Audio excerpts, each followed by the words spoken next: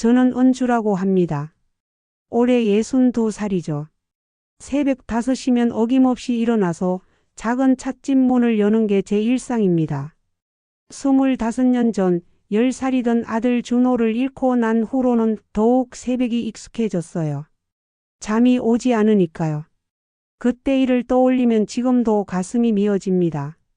아이가 학교에서 돌아오지 않았을 때의 그 순간부터 제 인생은 완전히 바뀌었거든요. 경찰서를 수백 번도 더 드나들었고 실종자 신고도 했지만 아무 소식이 없었어요. 처음 몇 년은 미치도록 찾아다녔습니다. 전국 곳곳을 다니면서 비슷한 또래 아이들만 보면 뛰어가서 확인했죠.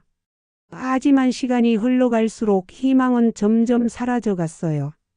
이제는 그냥 준호가 어딘가에서 건강하게 살고 있기만을 바라는 마음뿐이었습니다.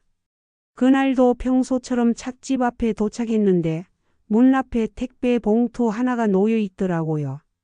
발신인도 없고 그냥 제 이름만 삐뚤빼뚤 적혀 있었습니다. 누가 이런 걸 놔뒀을까 싶어서 주위를 둘러봤지만 아무도 없었어요. 이상했지만 일단 가게 안으로 가져갔죠.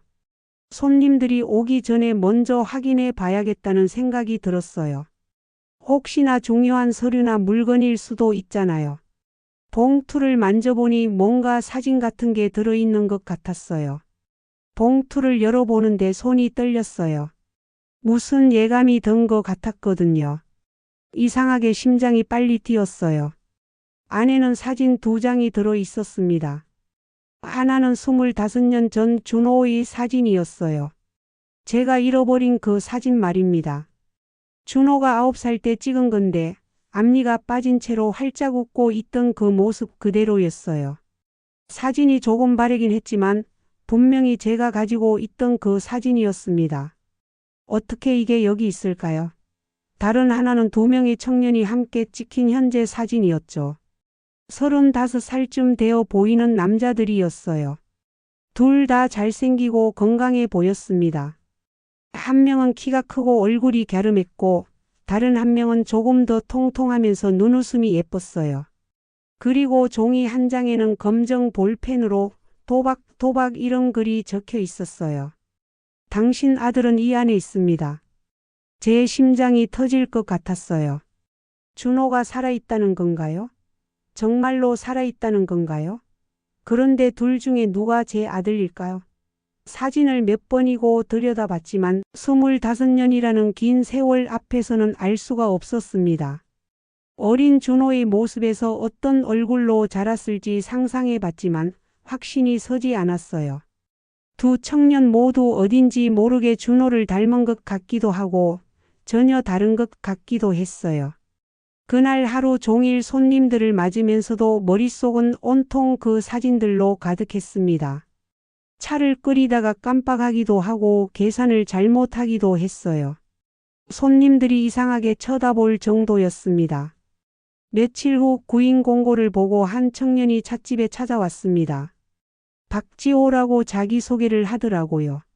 35살이라고 했어요. 키도 크고 인상도 좋았죠. 정장을 입고 와서 정중하게 인사를 했어요. 첫인상부터 성실해 보였습니다.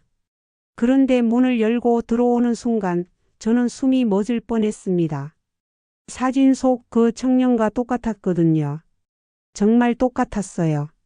얼굴형부터 눈매, 코 모양까지 모든 게 일치했어요. 이런 우연이 있을 수 있을까요? 안녕하세요. 구인 공고 보고 왔는데요. 아르바이트 자리가 아직 있나요? 카페에서 일해본 경험은 없지만 열심히 배우겠습니다. 지호는 아무렇지도 않게 말했어요. 목소리도 좋았고 예의도 바랐습니다. 말투도 정중하고 차분했어요. 하지만 저는 온몸이 떨렸어요. 이 사람이 혹시 제 준호일까요? 심장이 너무 빨리 뛰어서 말이 제대로 나오지 않았어요. 일단 자리에 앉으라고 하고 차를 끓여드렸습니다. 혹시나 해서 넌지시 물어봤죠. 혹시 부산에서 살았던 적이 있나요? 어릴 때 말이에요. 사투리 같은 건 쓰시나요? 아니요. 서울 토박이에요. 계속 여기서 자랐어요. 부산은 여행으로 몇 번 가봤을 뿐입니다. 지호는 고개를 저었습니다. 그런데 이상한 건 지호가 보여주는 작은 습관들이었어요. 차를 대접해 드렸는데 왼손으로 컵을 들더라고요. 오른손잡이인데도 말이에요. 그리고 차를 마시기 전에 꼭 후후 불어서 시키는 버릇도 있었어요. 뜨거운 것을 싫어했던 준호와 똑같았습니다. 말할 때마다 코를 살짝 긁는 습관까지 있었어요. 모두 어린 준호가 했던 것들이었어요. 너무 똑같아서 소름이 돋을 정도였습니다. 우연치고는 너무 많은 것들이 일치했어요. 가족은 어떻게 되세요? 부모님은 어디 계신가요? 제가 조심스럽게 물어봤어요. 혹시나 하는 마음이었습니다. 고아원에서 자랐어요. 어릴 때부터 혼자였죠. 가족이라고 할 만한 사람은 없습니다. 원장님이 돌아가신 후로는 연락하는 사람도 없어요. 지호가 담담하게 말했을 때 제 가슴이 쿵 내려앉았어요. 혹시 정말 준호인 걸까요? 고아원이라는 말에 마음이 아팠습니다. 제 아이가 그런 곳에서 외롭게 자랐다니 말이에요. 상상만 해도 눈물이 날 것 같았어요. 이틀 뒤였습니다. 단골 손님인 김만호 아저씨가 젊은 청년을 데리고 들어왔어요. 만호 아저씨는 70이 넘은 분인데 혼자 사시면서 가끔 찻집에 오셔서 차 한 잔 드시고 가시는 분이었어요. 조용하시고 예의 바른 분이죠. 오늘은 웬일로 누군가를 데리고 오셨을까요? 은주 씨, 제 조카 민석이에요. 부산에서 올라왔는데 취업 준비하느라 힘들어해서 데려왔습니다. 좋은 차 한 잔 대접해 주세요. 이 녀석이 차를 참 좋아하거든요. 최민석이라고 인사하는 그 청년을 보는 순간 저는 또 한 번 충격을 받았어요. 사진 속 다른 한 명과 똑같았거든요. 정말 똑같았어요. 지호와는 또 다른 느낌이었지만 분명히 사진 속 그 사람이 맞았습니다. 그런데 더 놀라운 건 민석이 저를 보는 눈빛이었어요. 뭔가 익숙하다는 듯한 그런 표정이었어요. 마치 어디선가 본 것 같다는 표정이었습니다. 안녕하세요. 처음 뵙겠습니다. 만호 아저씨가 이곳 차가 정말 맛있다고 하셨어요. 민석의 목소리가 떨렸어요. 그리고 눈가가 촉촉해지더라고요. 마치 저를 보고 감동받은 것처럼 보였어요. 정말 신기한 반응이었습니다. 부산 말씀이 정말 그리우네요. 저도 어릴 때는 부산 사투리를 썼던 것 같은데. 민석이 말하다가 갑자기 입을 다물었어요. 그런데 그 순간 저는 깜짝 놀랐습니다. 민석이 방금 한 말투가 제가 어릴 때만 쓰던 사투리 억양이었거든요. 정확히 제 고향 마산 사투리였어요. 준호도 가끔 따라했던 바로 그 억양 말입니다. 어떻게 이런 일이 있을 수 있을까요? 이건 정말 우연이라고 하기에는 너무 신기했어요. 혹시 가족 관계는 어떻게 되나요? 부산에 부모님이 계신가요? 제가 물어보니까 민석이 씁쓸하게 웃었어요. 저도 고아원 출신이에요. 어릴 때 기억이 별로 없어서 가족에 대해서는 잘 모릅니다. 만호 아저씨가 저를 챙겨주시긴 하지만 혈연은 아니고요. 지호와 똑같은 상황이었어요. 제 머릿속이 복잡해졌습니다. 혹시 쌍둥이였을까요? 아니면 둘 중 한 명만이 진짜 준호일까요? 두 사람 모두 제 아들일 가능성을 보여주고 있었거든요. 며칠이 지나면서 이상한 일들이 계속 일어났습니다. 지호가 설거지를 하다가 반지를 빼놓은 걸 봤는데 그게 바로 준호가 잃어버린 반지와 똑같았어요. 작은 은반지에 별 모양이 새겨진 것 말입니다. 준호 9번째 생일 선물로 제가 직접 골라서 사준 바로 그 반지였어요. 당시에 제법 비싸서 한참을 고민했던 기억도 납니다. 그런데 어떻게 여기 있는 걸까요? 지호 씨, 이 반지 어디서 났어요? 정말 예쁘네요. 디자인이 특이해요. 제가 심장을 진정시키며 최대한 자연스럽게 물어보니까 지호가 대답했습니다. 고아원 원장님이 주셨어요. 제가 가진 유일한 가족 유산이라고 하시더라고요. 어릴 때부터 끼고 다녔는데 설거지할 때만 빼놓거든요. 잃어버릴까봐 조심스러워서요. 지호가 반지를 소중하게 바라보는 모습을 보니 가슴이 아팠어요. 제가 준호에게 준 그 반지를 이렇게 아끼고 있다니 말이에요. 그런데 며칠 뒤 더 놀라운 일이 일어났습니다. 민석이 목걸이에 똑같은 반지를 걸고 다니는 걸 본 거예요. 완전히 똑같은 디자인이었습니다. 크기나 모양, 별 문양까지 모든 게 일치했어요. 민석 씨 그 목걸이에 있는 반지가 특이하네요. 어디서 구하셨어요? 아, 이거죠? 고아원 원장님이 주신 거예요.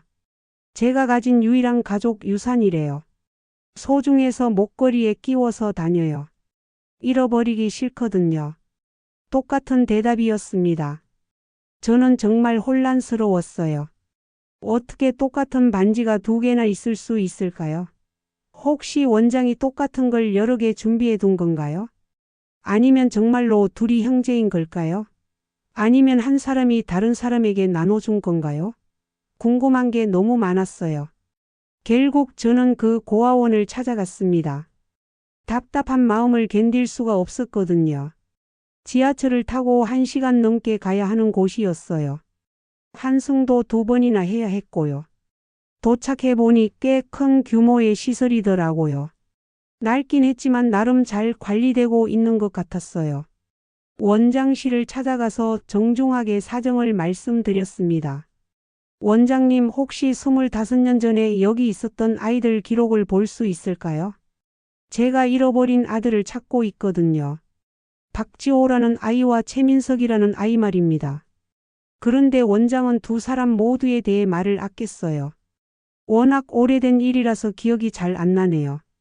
그리고 개인정보라서 함부로 말씀드리기가 어려워요.